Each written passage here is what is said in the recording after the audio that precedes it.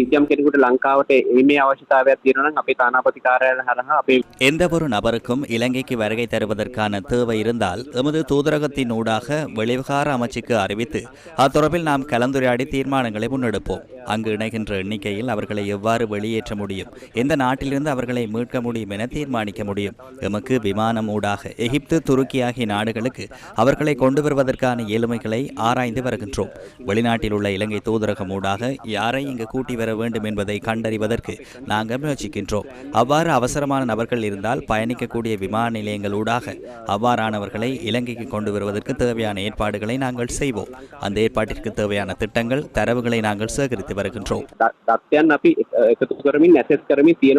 இதேவேளை வெளிவிகார அமைச்சின் தலையீட்டுடன் மத்திய கிழக்கு வளைகுடா நாடுகளில் உள்ள இலங்கை தூதரகங்களுடன் இணைந்து ஒன்றிணைந்த பொறிமுறையொன்றும் தயாரிக்கப்பட்டுள்ளது.